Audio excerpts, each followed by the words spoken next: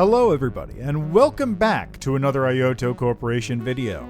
Today we're taking a look at Disc Room, published by Devolver Digital and developed by, sorry if I got these names wrong, Jan Willem Nijman, or JWAP, and Kitty Callis, both of whom worked on another game published by Devolver named Minute, Tariv, or Tara Velman, who worked on Sludge Life, and Does One, who did the music for Enter the Gungeon.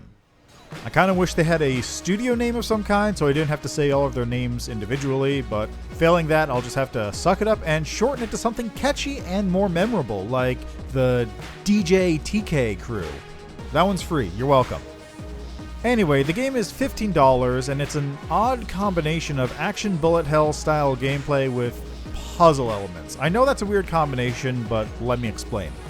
The action bullet hell gameplay is pretty self-explanatory. Each room involves some variation of deadly disc that's gunning for your guts, and your job is to avoid them for as long as you can.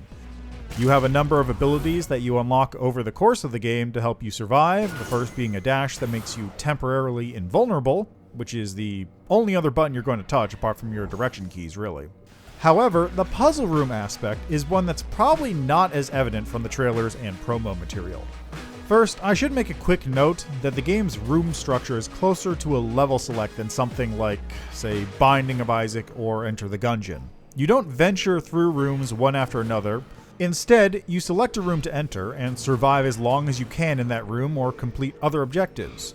Those other objectives are what make me say it's almost a puzzle game, as you have a variety of objectives that range from survive a certain number of seconds in every unlocked room, to blank the blank, to rooms that are themselves puzzles just to get the timer started.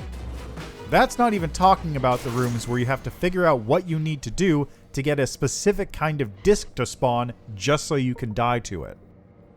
By the way, yes, that's a goal to work towards too. 100% disc death completion. I'd have to say that some of the influences from the creator's previous games can definitely be felt in this game. There's a bit of an offbeat style that's similar to things like Sludge Life or High Hell. The game feels very Minute-esque with how everything happens in incredibly small chunks of time. Like, I think rooms cap out at 3 minutes, as far as I can tell. And the soundtrack is very distinctly Gungeon-esque right from the start. Now, being bullet hell, one might reasonably assume that the game is hard. And it is. But it's never so hard that you rage quit and want to quit forever, or at least that's the case for what I'd say is the primary path of progression.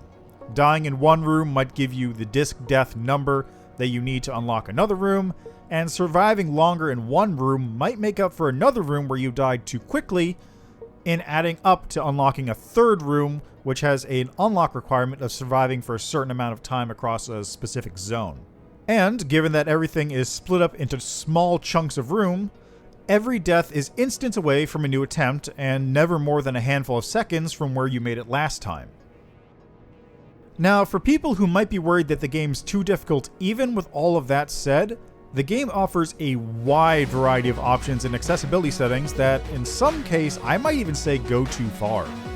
You have your usual button config setups for controller and keyboard, then you have controller stick dead zone settings, controller stick options for left or right stick, graphical options for darkness color, blood color, disc, spin direction, the option to slow down or speed up game speed from 20% to 200%, the option to reduce disc speed to 10%, reduce challenge thresholds to make unlocking rooms easier, and the zaniest one to me is the option to just flat out unlock every room on the base map from the menu.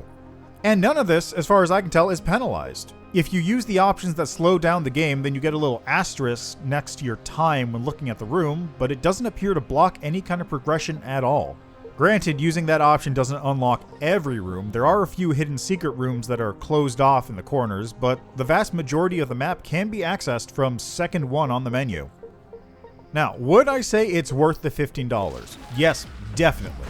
Not spoiling anything, but there is a post-game which is just about as long as the main game, and brought my current playthrough, which is sitting at 199% completion right now, I'm still working on it, up to around 7.5 hours. So just going on dollar to time, it's good value for your money, and I'm enjoying just grinding away at it, trying to beat my time in rooms, beat the developer's time in rooms, and unlock the last few secrets that I'm missing.